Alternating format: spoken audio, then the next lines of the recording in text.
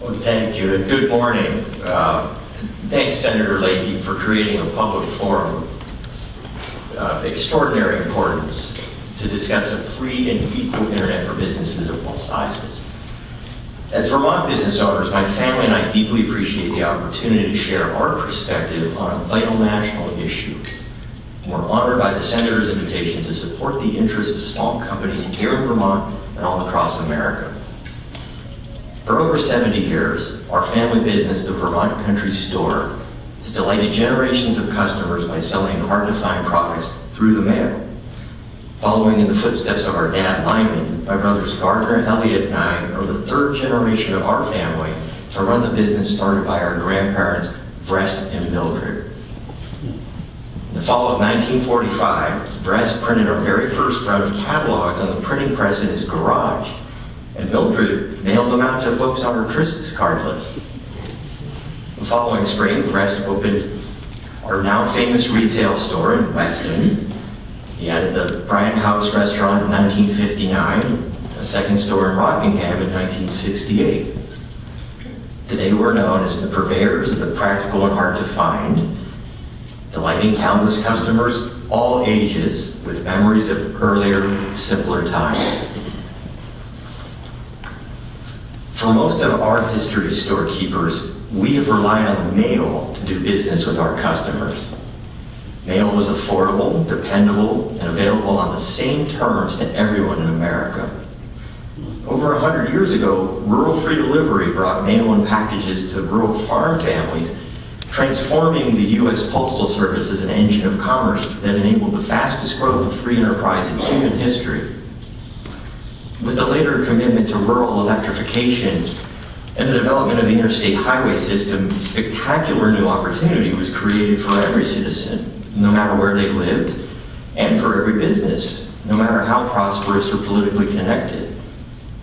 Contrary to conventional wisdom, these public systems work to the betterment of private enterprise by connecting people in unprecedented ways, while creating a level playing field for all. Thanks in no small part to this remarkable infrastructure, the Vermont Country Store was able to grow and thrive, all while remaining based in the tiny rural village of Weston, Vermont. To this day, our entire company is based solely here in Vermont, from which we answer every call and mail every package. Between our two stores, our office in Manchester, and our distribution center in North Clarendon, every one of our 450 employees works here in the Green Mountain State. Today, our business depends dearly on the internet. We rely on the web to display our merchandise to customers, to connect with new audiences, and to transact a large portion of our sales. Just 10 years ago, we received upwards of 60,000 handwritten letters a year from customers who would write us looking for hard-to-find items or just to share stories and memories. No wonder you need 450 employees. It's a lot of reading. Nowadays, most of that comes in the form of email, and it's largely from customers who placed their orders with us over the internet. We're no strangers to technology, nor do we wish to escape the forces of change. In fact, internet sales have grown to represent 40% of our business. We've all become accustomed to using the internet for just about everything, and we take it for granted, just like mail, electricity, and highways. In reality, the internet as we know it today is a recent development, and it's relied upon universally by companies and consumers as a public resource. Fully 1/3 of our employees are involved in supporting customer transactions made over the internet, not only because it drives sales, but because so many of our customers, young and old, use the internet as their primary means of doing business with us. Most of our customers still receive catalogs from us in the mail. Many of them still place their orders over the phone or even on a paper form. But more folks than ever connect with us for the very first time on the internet, never having received a catalog at all. Apparently unaware we have two marvelous stores right here in Vermont. We know this demand will only grow over time. If we want to continue to prosper as a Vermont-based company, we must keep pace with our customers' need and desire to do business with us over the internet. Our success depends on providing an exceptional online experience our customers enjoy and trust. We believe that the new rules proposed by the Federal Communications Commission will change all this for the Vermont Country Store and for countless small businesses. We don't want to imagine an America with two internets, a fast one for giant corporations, a slow one for everybody else. We don't want to imagine being held for ransom by telecom behemoths and cable monopolies just to reach our customers with the same speed and convenience as international conglomerates. In our view, the proposed FCC rule changes would turn what is now a level playing field for businesses of all sizes into one where the biggest companies with the deepest pockets can get their website content to customers faster than everyone else. Worse, we know from our own experience that in the hearts and minds of our customers, a slower, marginalized website may as not exist at all. A small business website that is no longer protected from giant internet toll keepers would have one choice: pay to play. Failing that, a company becomes the proverbial tree falling in a forest with no one there to hear it. We'd be hard-pressed to imagine a freer, more open internet than the one we all depend upon today. You can't make it much more equal than it already is. This is why rules creating different standards of internet access would jeopardize that equality.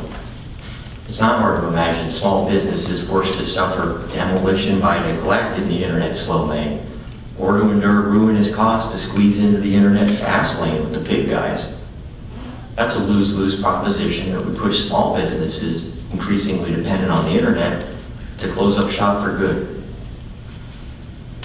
If consumer spending represents 70% of the American economy, and 2/3 of our economy consists of small businesses that ultimately depend on the internet, it's not much of a stretch to think of the internet as a vital public resource. Fair and equal access to the internet is subsequently paramount to the strength of our economy. Perhaps more troubling is the prospect of stifling innovation and creativity, which are the lifeblood of small businesses in Vermont and everywhere in America. My grandparents started the Vermont Country Store with a dream, a printing press, and a post office. That fledgling enterprise became vastly more than Vrest and Mildred ever anticipated. In so many ways, the internet has transformed our daily lives, and it's enabled even the smallest home-based businesses to reach virtually unlimited audiences. Even the largest internet companies are a testament to magnificent possibilities that would never materialize had the internet at its inception been subject to the FCC rules now being contemplated. To safeguard internet commerce from a troubling future, to guarantee that every person with an idea and real perseverance has a fair shake at achieving the American dream, we support Senator Leahy's legislation. When enacted, it will keep the biggest corporations from gaming the system and seizing unfair access to internet fast lanes simply because they have the money to buy them. This legislation will let small businesses on Main Street, USA, continue to reach customers anywhere in America on the same terms as the Fortune 500, just as we could over the phone and through the mail for more than a century. Let's be clear. We're not asking for special treatment, or for incentives, or for subsidies. All the small business community asks is simply to preserve and protect internet commerce as it exists today, which we think has served all businesses remarkably well. We all know how change happens. Gradually, then suddenly. We embrace change wholeheartedly. After all, folks who miss the things that change leaves behind tend to be some of our best customers. But we also know that disruptive changes, like those proposed by the FCC, almost always have unintended consequences. We're asking those who serve us in government to pause, consider the repercussions, and enact legislation that protects the interests of all businesses, great and small. Time and again, the uniquely American phenomenon of equal access to public resources like the internet has empowered entrepreneurs and advanced the nation. Just keep the playing field level and let free enterprise do what it does best, enrich the human condition. Thank you. Thank you very much, Mr.